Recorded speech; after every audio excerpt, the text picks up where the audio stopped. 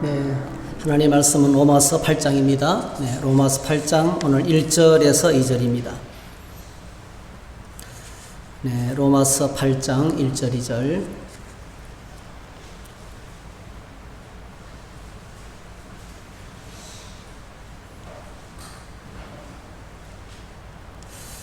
네, 같이 읽겠습니다. 그러므로 이제 그리스도 예수 안에 있는 자에게는 결코 정죄함이 없나니 이는 그리스도 예수 안에 있는 생명의 성령의 법이 죄와 사망의 법에서 너를 해방하였음이라. 아멘. 네, 오늘은 맥주 감사 주일입니다. 맥주 감사절. 보리 농사를 짓고 첫 열매를 하나님께 드리는 절기입니다. 우리는 보리 농사를 지어서 첫 열매를 하나님께 드리지 않지만은 우리가 2023년도 6개월 동안 주셨던 은혜를 기억하고 또 앞으로 6개월 동안 주실 은혜를 기대하면서 이제 저희들이 감사주일로 지키게 되었습니다.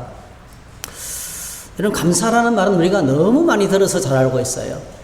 감사해야 돼요? 안 해야 돼요? 감사는요, 억지로 되지 않습니다. 은혜가 임하고 은혜를 깨닫고 눈이 열려야 감사는 사실은 하는 게 아니고요, 나오는 거예요. 감사는 내가 억지로 하는 게 아니고요, 내 속에서 터져 나오는 거예요. 내 안에서 주신 은혜에 대한 자각이 있어야 되고요, 깨달음이 있어야 되고요, 이 은혜를 깨달을 때 내 깊은 곳에서 터져 나오는 거예요. 그래서 하나님께서 이렇게 말씀하셨어요. 감사함으로 그 앞에 나아가며, 감사함으로 그의 앞에 나아가며, 감사함으로 찬양함으로 그의 궁정에 들어갈지다, 이렇게 하셨어요. 그러니까 감사와 찬양은요, 억지로 짜내는 게 아니에요. 감사할 게 아무것도 없는데 맥주 감사절이니까 헌금을 챙겨서 하나님께 감사를 그냥 드린다면 하나님이 받으시는 예배는 되지 않을 거예요. 내가 감사한금을 드렸다는 그런 정도의 만족은 될지 몰라도 하나님이 받으시는 예배는 안 될 거란 말이에요. 그래서 오늘 저와 여러분들이 이 맥주 감사주의를 지키면서 우리 안에 우리 속에 주신 은혜에 대해서 눈을 뜨고 그리고 정말 기쁨과 감격으로 하나님을 섬기는 예배가 회복되고 진정한 감사의 고백이 회복되는 그런 시간이 되시기를 주의 이름으로 축복합니다. 우리 그런 의미에서 우리가 앞에 한번 불렀지만 한 번 더 이 찬양을 좀 불렀으면 좋겠어요. 여러분 너무 잘하시는 우리 맨 처음에 불렀던 찬양 있죠. 우리 한 번 더 불러보십시다. 이 시간에 우리가 함께 찬양하면서 하나님, 이 고백을 내가 주님께 드립니다. 이 고백을 내가 주님께 드립니다는 그런 고백하는 마음으로 이 찬양을 함께 불러서 주님께 드리는 그런 시간을 한번 가져보도록 하겠습니다.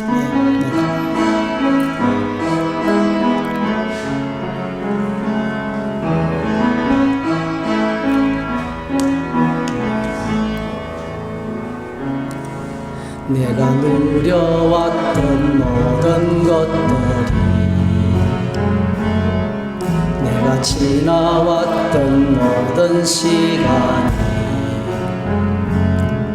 내가 걸어왔던 모든 순간이 당연한 것 아니라 은혜였어. 아멘. 아침 해가 뜨고 저녁에 봄의 꽃향기와 가을의 열매, 변하는 계절의 모든 순간이 당연한 것 아니라 은혜였어. 모든 것이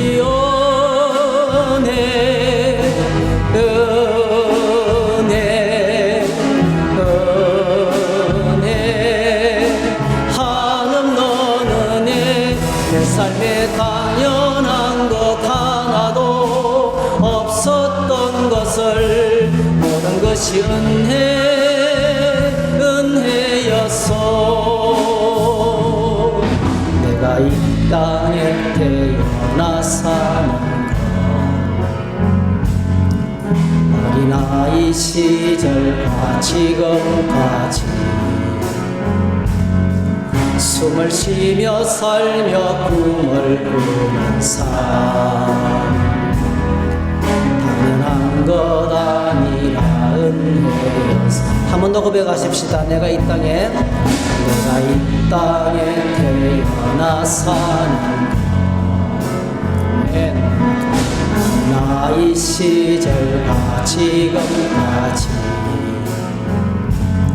숨을 쉬며 살며 꿈을 꾸는 삶엔 당연한 것 아니라 은혜였소. 내가 하나님의 자녀로 살면 너를 찬양하고 예배하는 삶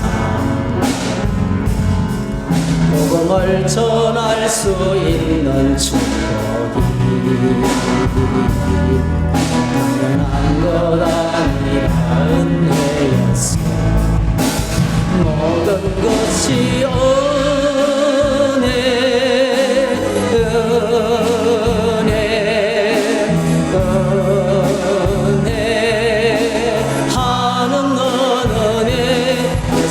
당연한 것 하나도 없었던 것을 모든 것이 은혜여. 모든 것이 은혜, 모든 것이 은혜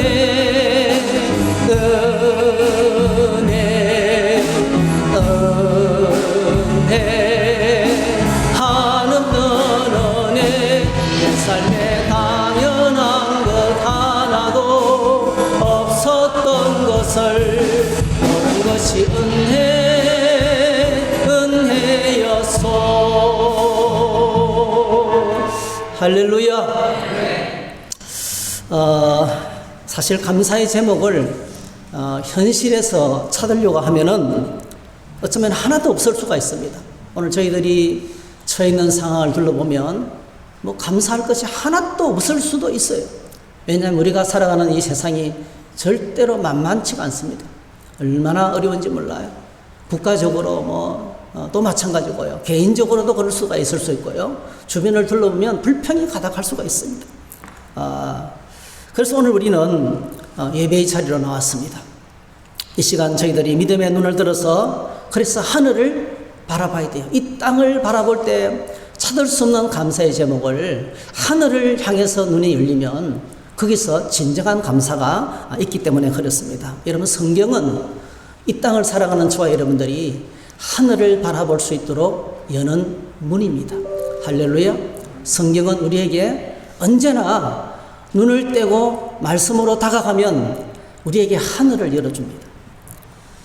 오늘 우리가 읽은 본문은 참으로 엄청난 선언을 하고 있습니다. 보통 선언이 아닙니다. 그러므로 이제 그리스도 예수 안에 있는 자에게는 결코 정죄함이 없다. 우리가 생명의 성령의 법으로 죄와 사망의 법에서 해방되었다. 이렇게 말하고 있어요.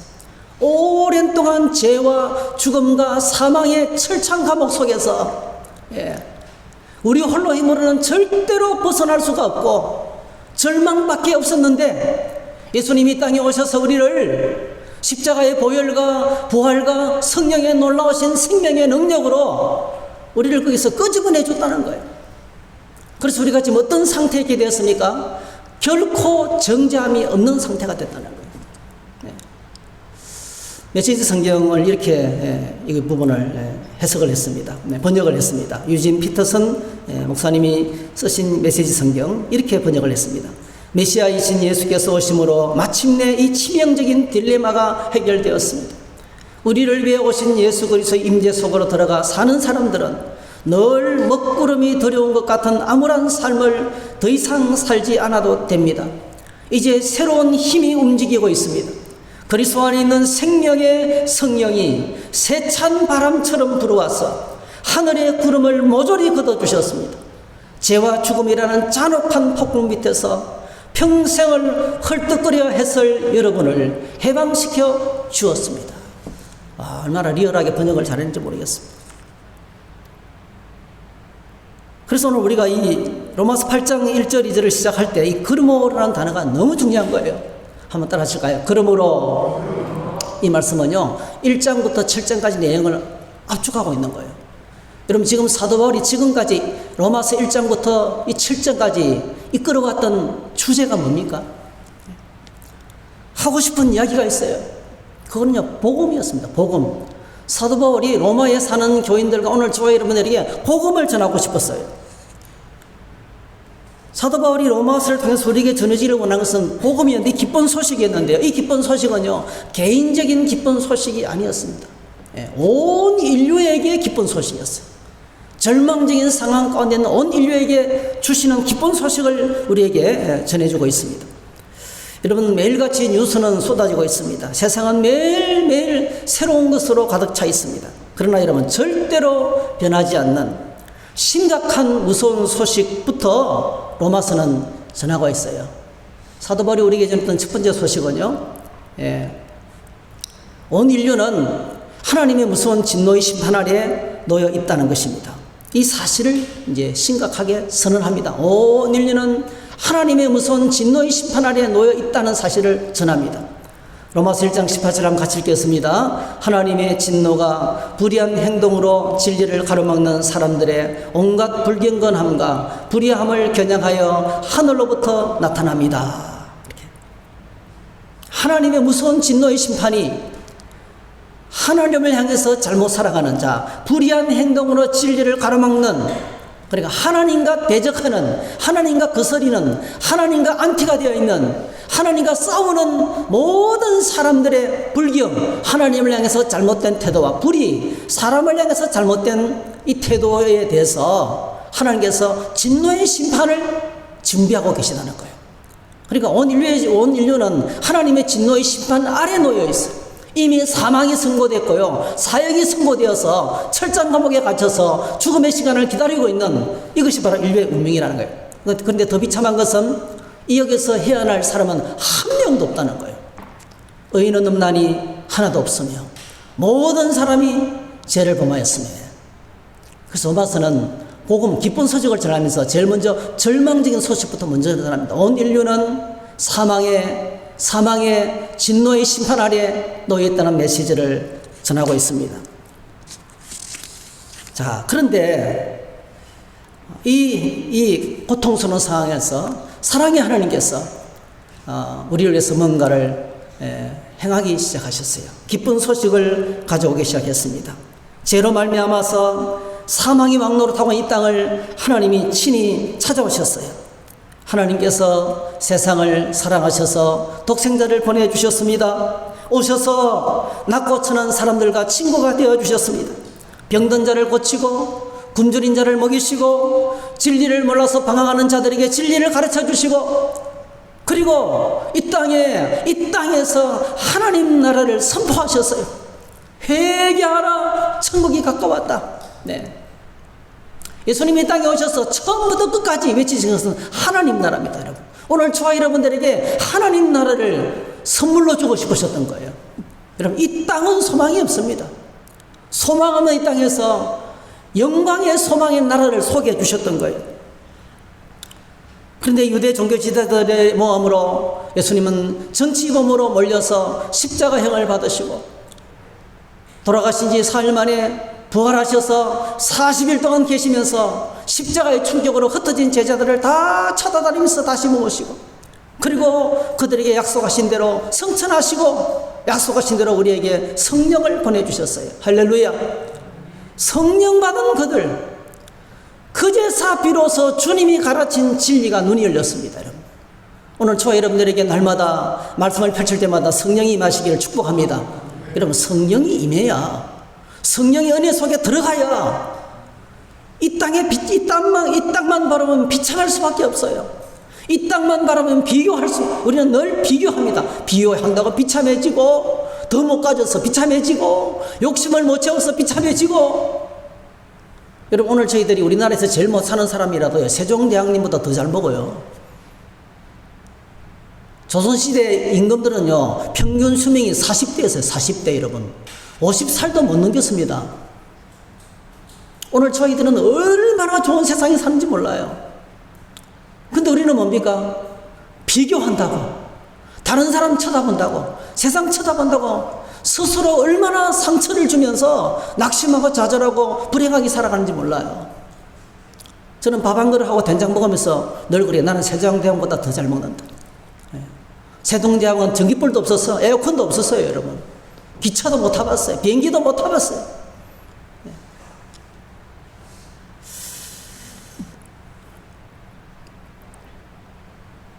여러분, 예수 그리스도는 하나님이 보내신 유일한 구원자가 되십니다. 누구든지 자신 속에 있는 죄인됨을 각성하고 이 죄에 대해서 눈을 뜨고 하나님 보내신 예수 그리스도를 믿고 영접하면 그에게 어떤 일이 찾아옵니까? 우리가 지난 시간에 생각해 봤어요. 로마서 5장 1절부터 4절까지 그러므로 우리는 믿음으로 의롭다 하심을 받았으므로 우리 주 예수 그리스도로 말미암아 하나님과 더불어 평안을 누리고 있습니다. 믿음으로 하나님과 의롭다함을 받았는데 이 하나님 앞에 의롭다함을 받은 것을 뒷부분에 설명합니다.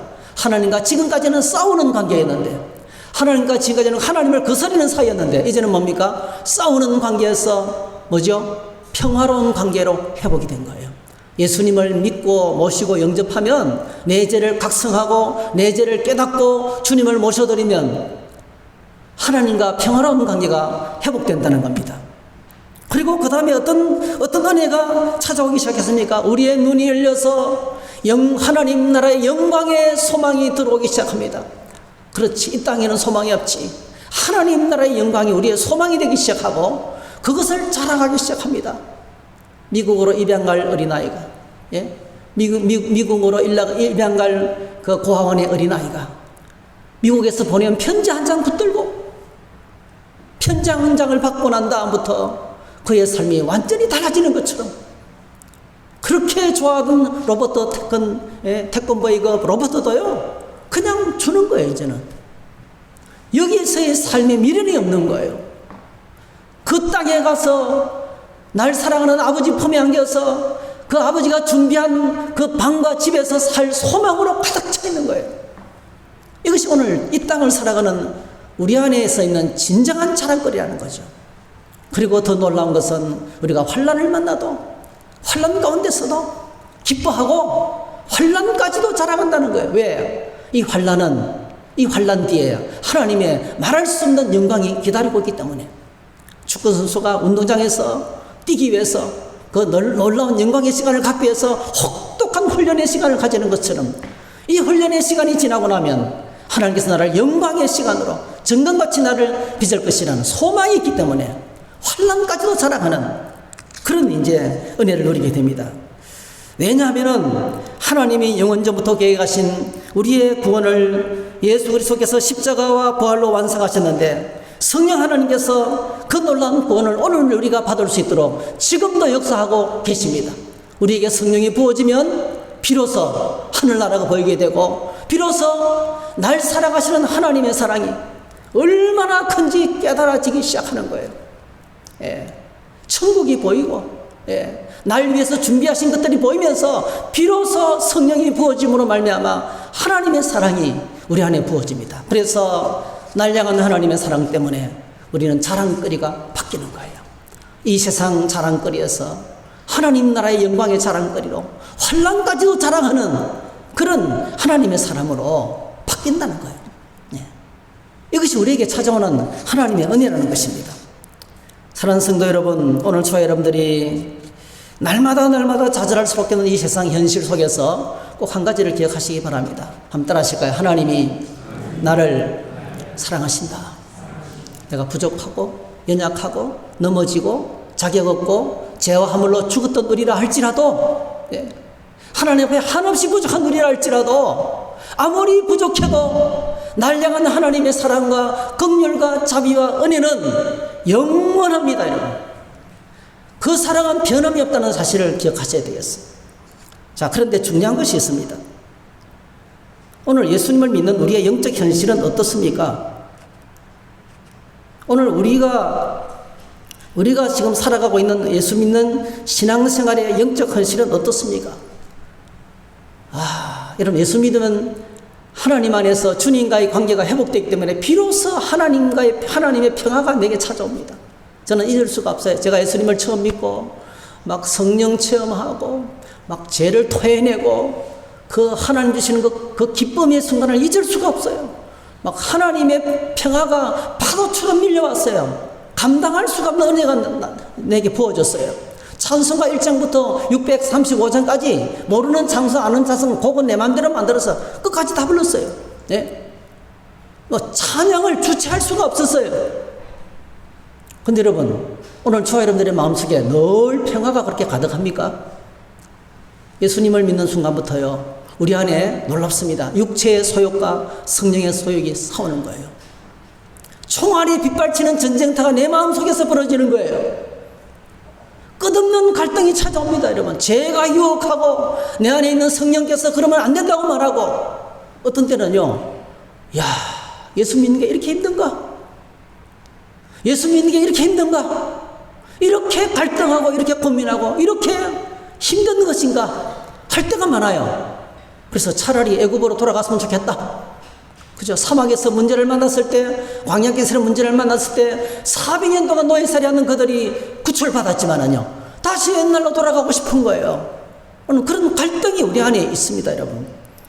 그것이 로마서 7장이에요. 로마서 7장.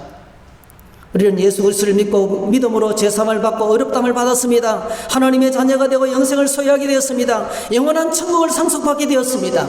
근데 우리의 현실, 우리의 비참한 현실, 로마서 7장 18절에서 24절입니다.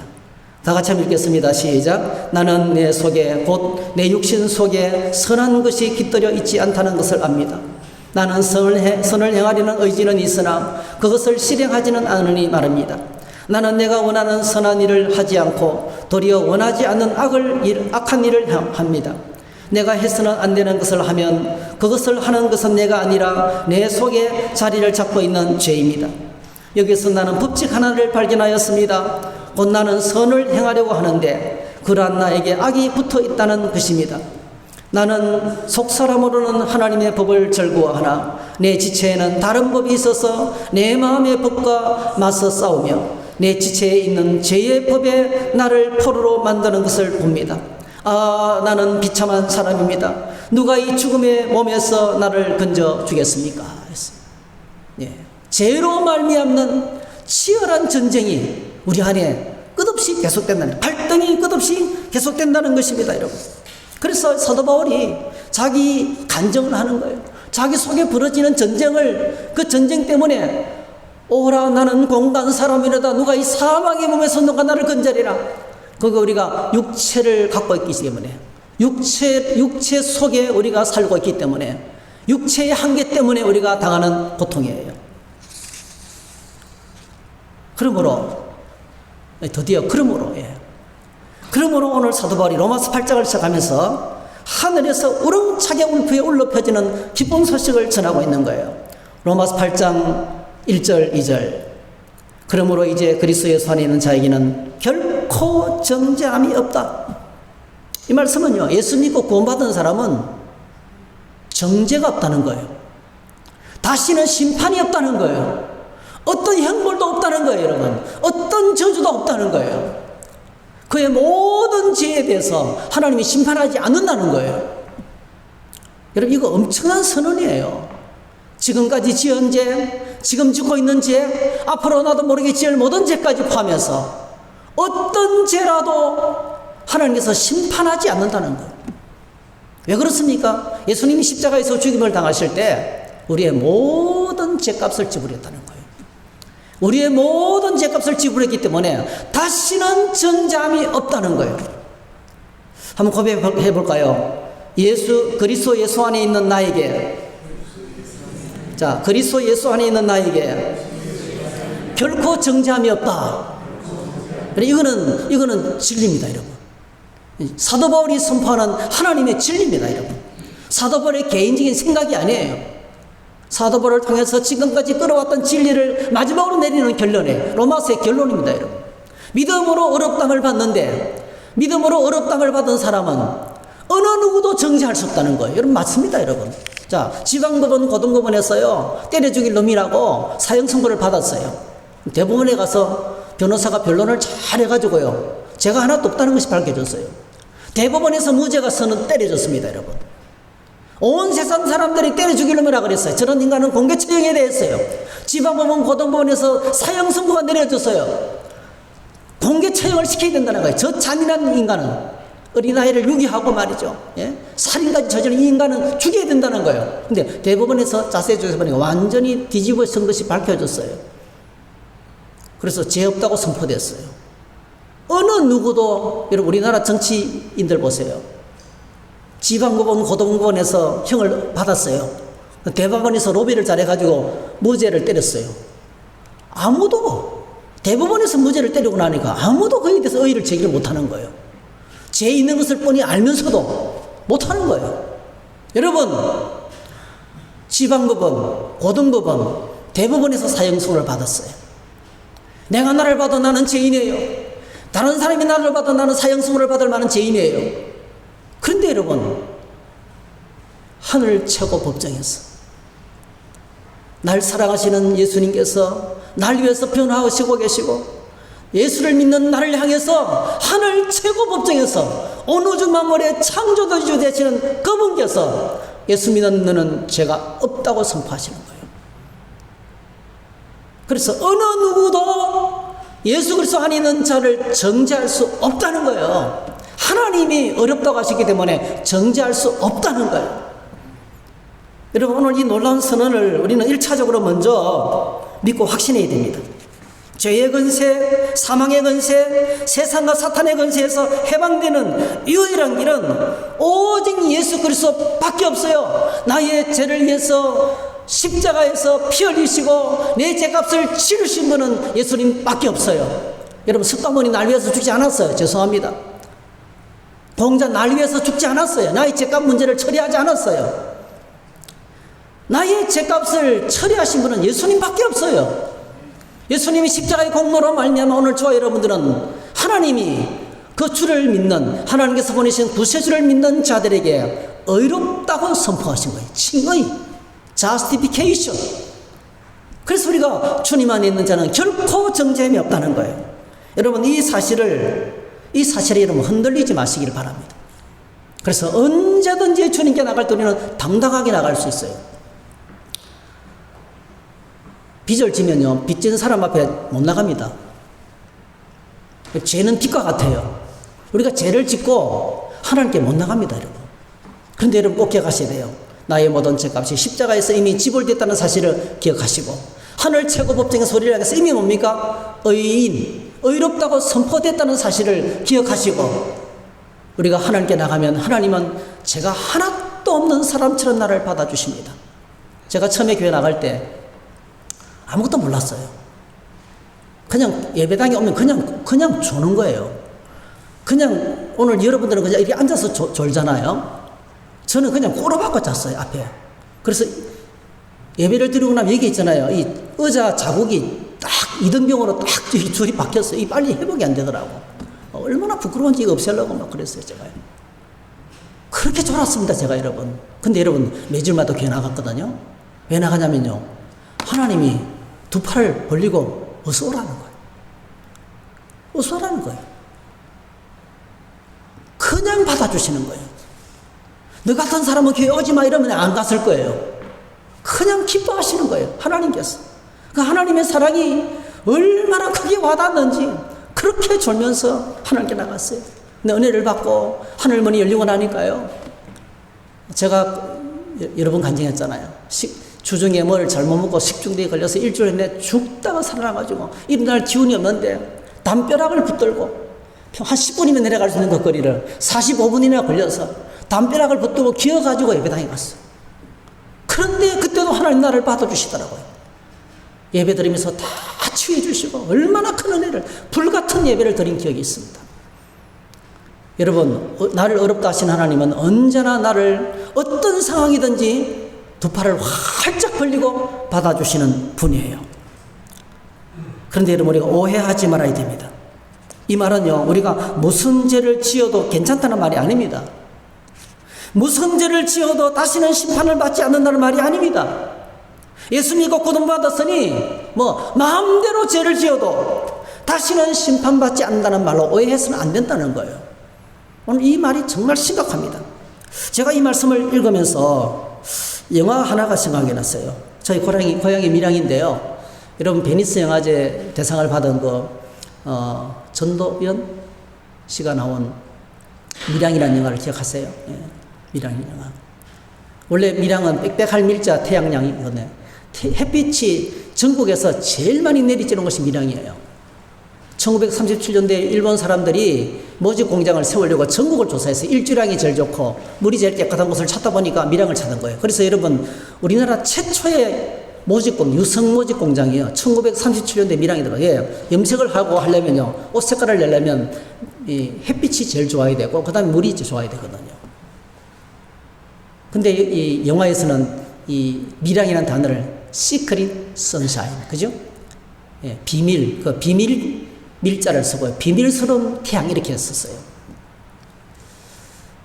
신혜라는 그 여자 주인공이 남편이 교통사고로 죽자 남편의 고향에 가서 아이들을 데리고 살기로 결심하고 밀양에 내려와서 이제 피아노 학원을 차려놓고 어린아이는 어린이집에 보내고 그렇게 살아가는데 이 어린이집 원장이 이 신혜라는 사람이 돈이 많은 줄 알고 아이를 유기하고 살인합니다. 예. 그리고 엄청난 충격을 받고 방황하는 상황에서 그 고통의 시간 가운데서 믿음을 갖게 돼요. 이 전도연 씨가 신혜라는 사람 믿음을 갖게 되고 신앙이 성장하게 되는데요. 그럼 그 다음 분을 잠시 한번 화면을 보실까요? 네. 짤막한 영상을 한번 보십시다. 네. 앞에 불도 좀 꺼주시고요. 네.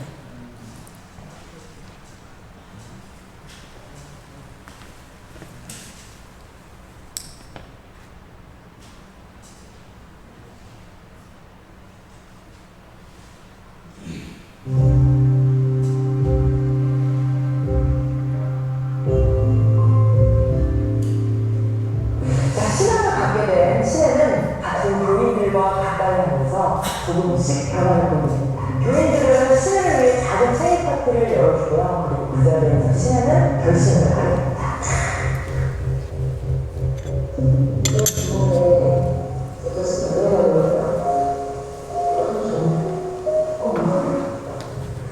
용서해 주려고요.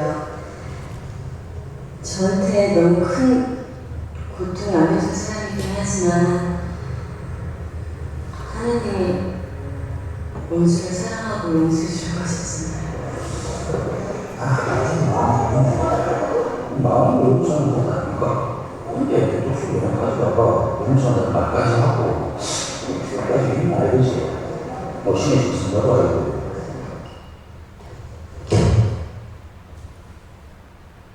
너무 안색이 좋아서 깜짝 놀랐어요. 제가 표정. 얼굴이 좋네요, 생각보다. 죄송합니다. 아니에요, 건강해야죠. 내가 오늘 여기 찾아온 건요, 하나님의 은혜와 사랑을 전해주러 왔어요. 고맙습니다. 우리 하나님 아버지 이야기를 듣게 참말로 감사합니다. 요 교도소의 부모님으로 하나님의 가슴을 받아들이게 됐습니다. 하나님이 이 재난병원 대선을 열어주시고 그 앞에 우리가 지은 일을 회개하도록 하고 죄를 용서해 주셨습니다. 하나님이 죄를 용서해 주셨다고요? 네, 제가 괜찮다.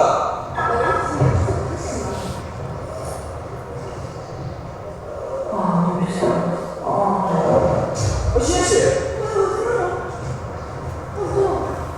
신혜 씨.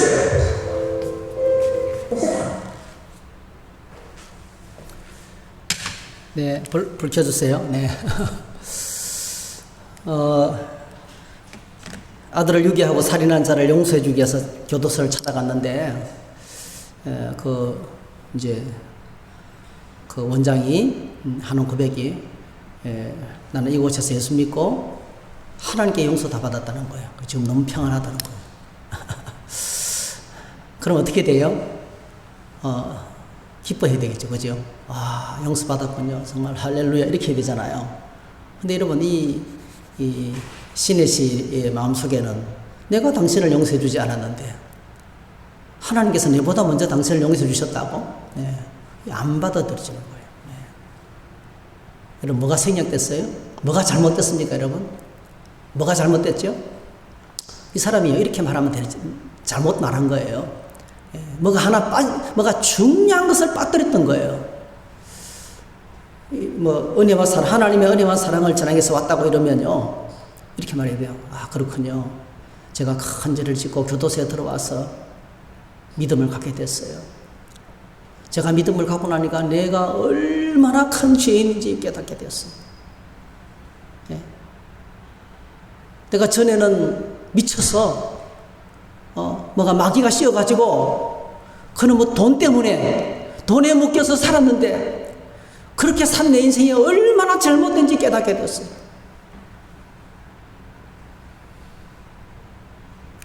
나는 내가 지은 죄를 어떻게 해야 될지 모르겠어요. 날마다 지금도 회개하고 있어요. 죄송합니다. 네. 죄송합니다. 이렇게 큰 아픔을 전해드려서 죄송합니다. 죄송합니다. 어떤 처분을 내리셔도 저는 달게 받겠습니다. 이렇게 말해야 되죠. 이렇게 말해야 이 아들을 잃고 고통 가운데 있는 이 신혜 씨가요, 그제서 저도 믿음을 갖고 당신을 용서하러 왔습니다. 그게 절차가 맞는 거죠. 그런데 당신이 용서 안 해도 나는 괜찮다는 거예요. 당신이 용서하니 나는 이미 하나님께로부터 용서받았다는 거예요, 여러분. 무슨 그런 하나님이 다 있어요. 네. 그리고 이걸 지금 로마서에서 말씀하고 있는 거예요. 진정한 믿음은 뭐가 필요하면 뭐가 선행되어야 됩니까? 내가 죄인됨을 각성하는 것이 필요하다는 거예요. 내가 얼마나 심각한 죄인인가에 대해서 눈을 뜨고 거기에 대해서 로마서 7장 24절처럼 처절한 몸부림이 있어야 돼요. 그래서 오늘 우리가 이 로마서 8장 1절을 2절을 읽을 때 중요한 걸 놓치면 안 돼요. 자, 우리는 결코 정죄함이 없다. 맞습니다, 여러분. 옳은 거예요. 한 가지 조건이 전제가 돼야 돼요. 그게 바로 뭐죠? 저는 이것이 크게 보였어요. 그리스도 예수 안에 있는 자. 우리가 예수 그리스도 안에 거해야 된다는 겁니다. 예수 그리스도 안에 거해야 된다는 거예요. 여러분, 어떤 죄를 지어도 정죄가 없기 때문에 무슨 죄를 짓고 내 마음대로 살아도 다시는 저주를 받지 않고 심판을 받지 않는다는 뜻이 아니에요, 여러분. 예수 그리스도 안에서 거한다. 여러분, 예수 그리스도 안에 거한다는 말이 어떤 뜻입니까? 1차적으로는요, 내 마음의 중심에 예수 그리스도를 주인으로 모셔드리는 거죠. 지금까지 예수님 내 마음대로 살았습니다. 이제는 내 인생의 주님이 되셔서 내 인생을 통치해 주시기 원합니다. 주님 나를 다스려 주시기를 바랍니다. 라고 해야 되는 거죠. 그리고 그때부터 우리는요, 예수 그리스도의 통치 속에 살아가야 합니다. 예수 그리스도의 통치 속에 살아가야 됩니다. 여러분, 오늘 저와 여러분들이 주님의 말씀에 대해서 어떤 태도로 살아가셔요? 말씀은 말씀이고 직장은 직장이고 현실은 현실이니까 그렇게 살 때가 참 많아요. 우리가 하나님의 말씀을 뭉개버리고 살 때가 얼마나 많은지 몰라요. 내 안에 성령께서 간절한 마음으로 말씀하신 법보가 무시할 때가 얼마나 많은지 몰라요. 그렇게 사는 것은 주님의 통치 밖에 살아가는 것입니다. 억수같이 비가 쏟아져 내리고 있어요. 우산을 씁니다. 우산 속에서는 안전해요. 억수 같은 비가 쏟아집니다. 하나님의 무서운 진노의 심판이 쏟아져 내리고 있어요. 예수 그리스도 속으로 들어가면, 예수 그리스도 안에 거하면, 우산 안에 거하면 정죄받지 않습니다. 할렐루야. 근데 여러분, 우리가 죄를 짓고 내 마음대로 사는 순간은 주님 밖으로 뛰쳐나가는 거예요.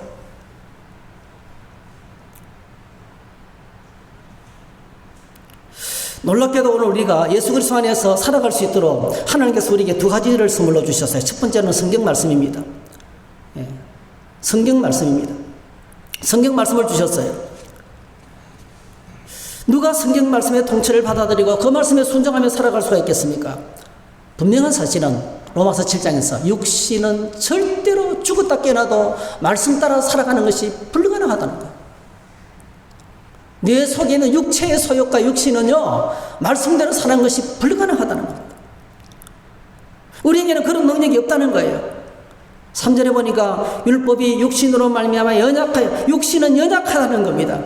5절에 보니까 육신을 따라 사는 사람은 육신에 속한 것을 생각한다는 거예요. 끝없이 계속해서 육체의 요구를 따라서 움직여 육체의 지배 속에 살아갈 수밖에 없다는 겁니다, 여러분.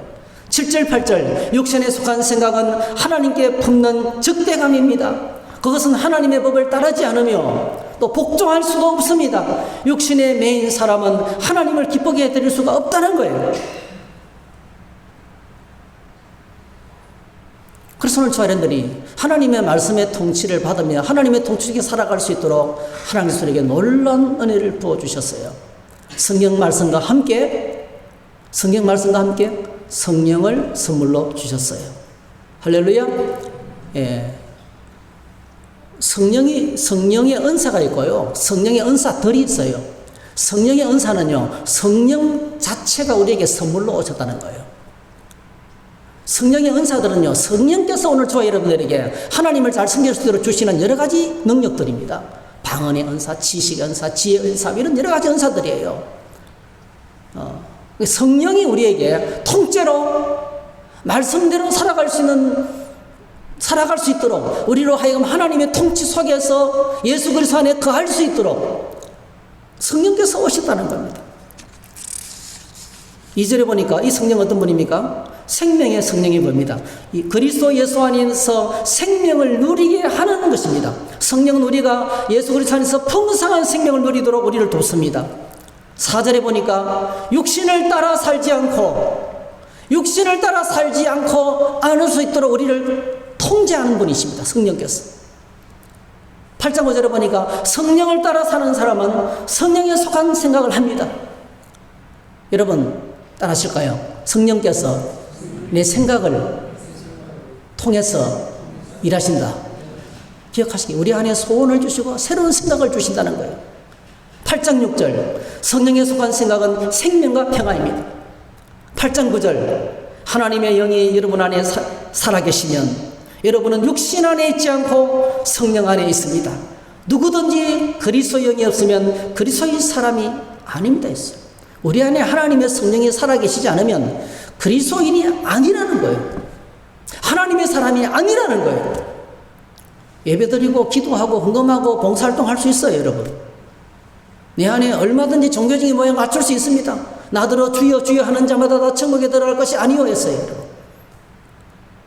우리 안에 성령이 살아계시지 않으면 그리스도의 사람이 아니라는 거예요. 11절 예수를 죽은 사람들 가운데서 살리신 분의 영이 여러분 안에 살아계시면 그리스도를 죽은 사람들 가운데서 살리신 분께서 여러분 안에 계신 자기의 영으로 여러분의 죽을 몸도 살리실 것입니다. 성령께서 썩어 냄새난 우리 몸을 리프레시 한다는 거예요. 다시 살아 움직이게 한다는 겁니다. 할렐루야. 또 놀라웠게도 성령은요, 자 13절 여러분이 육신을 따라 살면 죽을 것입니다. 그러나 여러분이 성령으로 몸의 행실을 죽이면 살 것입니다. 여러분 오늘 저와 여러분들이 꼭 기억하셔야 돼요. 그리스도인이라도요 육신을 따라 살면 죽습니다. 우리가 육신을 따라 살 수가 있다는 거예요. 성령의 인도하심을 따라 살지 않고 육신의 지시대로 살아간다는 거예요. 그러나 여러분이 성령으로 몸의 행실을 죽이면 살 것입니다. 하나님의 영으로 인도함을 받는 사람은 누구나 다 하나님의 자녀입니다. 성령께서 우리가 하나님의 자녀라는 것을 증거하고 너는 하나님의 자녀로 살아야 돼 라고 말씀합니다. 이렇게 하나님의 자녀로 사는 자들에게 성령께서 우리에게 주시는 축복이 있어요. 거기 바로 뭡니까? 여러분은 또다시 두려움에 빠뜨리는 종살이의 영을 받을 것이 아니라 자녀로 삼으시는 영을 받았습니다. 그래서 우리는 그 영으로 하나님을 아빠 아버지라고 부릅니다. 바로 그때에 성령이 우리의 영과 함께 우리가 하나님의 자녀임을 증언하십니다. 자녀이면 상속자이기도 합니다. 우리가 그리스도와 함께 영광을 받으리고 그와 함께 고난을 받으면 우리는 하나님이 정하신 상속자요 그리스도와 더불어 공동 상속자입니다 했어요. 성령께서 오늘 저와 여러분들에게 우리는 하나님의 자녀라는 것을 가르쳐 주시고요. 그리고 뭐죠? 우리의 영광의 소망이 바로 뭡니까? 하나님 나라를 물려받는 하나님 나라의 상속자라는 사실을 가르쳐 주신다는 겁니다. 모든 것이 성령께서 하시는 것입니다. 여러분 그래서 그러므로 누구든지 그리스도 안에 있으면 새로운 피조물이고 예수 그리스도 안에 있는 사람들은 결코 정죄함을 받지 않는데 한 가지 조건을 지켜야 돼요. 포도나무 가지가 포도나무 쪽에 붙어 있는 것처럼 우리 안에 그리스도의 성령께서 거하시고 내 안에 하나님의 말씀이 가득하게 거해서 말씀의 통치 속에, 성령의 통치 속에서 주님의 통치 안에 있을 때 어느 누구도 우리를 정죄할 수가 없어요. 여러분, 예수님 안에서 살아있는 자가 죄 짓겠어요? 예수님 안에 성령의 통치 속에 있는 사람이 죄를 짓겠습니까, 여러분? 은혜를 더하게 하려고 죄를 지을 수가 있겠습니까? 불가능하죠. 계속 죄를 잘라내는 거예요. 계속 죄를 잘라내고 계속 내 삶을 정리해 나가고 하나님을 닮아가고 거룩을 행해서 나가는 것이지, 여러분, 예수 그리스도 안에 있는 영이 통치 속에 살아가는 사람들은요, 그래서 결코 정죄함이 없는 것입니다. 사랑하는 성도 여러분, 예수 그리스도 안에 있는 사람은 결코 정죄함이 없습니다. 그러므로 예수 그리스도 안에 거하시기를 바랍니다. 성경 말씀의 지배 속에 살고 성령의 인도하심 가운데 살아야 됩니다. 그럴 때 우리의 생각이 달라지고 우리의 마음이 달라지고 우리의 삶의 변화가 찾아오고 내 가정이 달라지고 교회가 달라지고 이 세상이 변화되는 것입니다. 그래서 성령이 주시는 풍성한 생명을 누리게 됩니다. 하나님의 평화가, 하나님의 기쁨이, 하나님을 향한 찬양과 하나님을 향한 감사가 내 삶을 주장하게 됩니다. 생명과 평화, 죽을 몸이 살아나고 하나님 나라의 상속자로 살게 됩니다. 여러분, 우리 주변을 보세요. 저희의 가족 중에서 그런 가족이 있어요. 지금 병원에서는 사형수술을 받았거든요. 근데 술 먹고 담배 피워요. 사형수술을 받는데도 술 먹고 담배 피우는 거예요. 말해도 안 돼요. 호통쳐도 안 돼요. 왜 그럴까요? 육신에 속한 사람은요, 자기 스스로를 절제하거나 통제할 수 있는 능력이 없어요. 그런데 살 소망까지 잃어버리고 아무 힘도 없던 사람들이, 삶을 포기했던 사람들이 복음을 듣고 믿음의 눈을 뜨기 시작하니까, 여러분, 수술해가지고 소변줄을 달고 핏주머니를 달고 저희 교회에 나왔잖아요. 예? 그때부터 회복되는 거예요. 삶을 포기해서 이제는 모든 것을 내려놨어요. 근데 그때부터 주님이 오셔서 다스리기 시작하시니까 그의 죽을 몸도 살리셨어요. 할렐루야. 하나님의 사람으로 세우시는 거예요. 완전 절망이었어요. 인간적으로 완전 절망이었어요. 이제는 할 것이 아무것도 없었어요. 근데 기쁜 소식, 주님의 통치 속에 들어오면 그의 죽을 몸도 살리시는 거예요. 늘 전쟁터와 같은 그 삶 속에도 주님이 찾아오셔서 역사하셔서, 그래서 여러분, 하나님의 이름을 경외하는 자에게는 의로운 해가 떠올라서 치료하는 강산을 바라리니 그가 외양간에서 송아 있으면 뜰 것이라. 한 가지 조건이 있어요. 음지 속에 있으면 안 돼요. 주님 앞에 나와야 되는 거예요. 태양이 비치는 곳으로 나와야 되죠. 하나님 소리에게 은혜를 주시기를 원해도 내가 마음을 열고 내 마음 중심에 주님을 모셔드려서 주님, 나를 다스려 주세요. 내가 내 자신을 마음대로 할 수가 없습니다. 우리가 내가 내 자신을 마음대로 못 하잖아요. 아무리 결심해도 안 되잖아요. 작심한다고 되는 게 아니에요. 주님의 통치 속에 들어가야 돼요. 나를 다스려 주세요. 내 삶을 다스려 주세요. 내 인생을 새롭게 해주세요. 이렇게 맡기시고 요청하면 주님이 고치시고 치료하시고 회복하시고 새롭게 하실 줄로 믿습니다. 이게 바로 오늘 본문이 주시는 기쁜 소식이에요. 사랑하는 성도들, 오늘 저와 여러분들 이 복음을 갖고 이 복음 안에서 하나님 주시는 풍성한 은혜와 사랑을 누리기를 주의 이름으로 축복합니다. 할렐루야. 우리 함께 찬양합니다. 찬송가 191장 힘차게 찬양하겠습니다. 내가 매일 기쁘게 순례의 길 행함은 주의 팔이 나를 안보하며.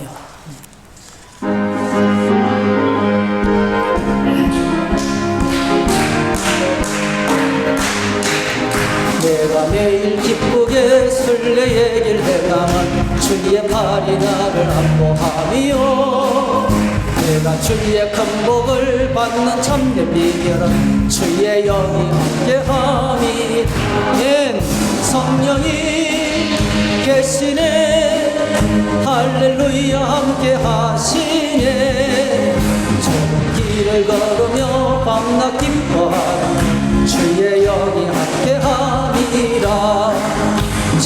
죄에 빠져서 평안함이 없을 때 예수 십자가의 공로 힘입어 그 발 아래 엎드려 참된 평화 얻은 주의 영이 함께함이라. 성령이 계시네 할렐루야 함께 하시네. 좁은 길을 걸으며 밤낮 기뻐하니 주의 영이 함께함이라. 나와 동행하시고 모든 염려하신 나는 숲의 새와 같이 기쁘다. 내가 기쁜 마음으로 주의 뜻을 행함 주의 영이 함께함이라. 성령이 계시네 할렐루야 함께 하시네. 좁은 길을 걸으며 밤낮 기뻐하는 주의 영이 함께함이라. 세상 모든 욕망과 나의 모든 정력은 십자가에 이미 못을 박았네. 어두운 밤이 지나고 무거운 짐 못을 주의 영이 함께함이라. 성령이 계시네 할렐루야 함께 하시네. 좁은 길을 걸으며 밤낮 기뻐하는 주의 영이 함께함. 성령이 계시네 성령이 계시네 할렐루야 함께 하시네. 좁은 길을 걸으며 밤낮 기뻐하는 주의 영이 함께함. 한 번 더 고백합니다. 성령이 계시네 할렐루야 함께 하시네. 좁은 길을 걸으며 밤낮 기뻐하는 주의 영이 함께함이라. 할렐루야. 기도하겠습니다. 여러분, 성령이 계십니다. 성령이 계십니다. 성령은 말씀을 통해서 일하십니다. 여러분. 오늘 주일인데 성령께서 말씀을 통해서 일하시는데 하나님은 성령을 통해서 말씀을 통해서 우리를 통치하기를 원합니다. 주님이 내 인생에 오셔서 다스리시면 절망이 떠나가고 영광의 소망이 찾아오게 될 줄로 믿습니다. 죽을 몸도 다시 살리실 줄로 믿습니다. 우리 삶의 모든 문제가 주님 안에 처리될 줄 믿습니다.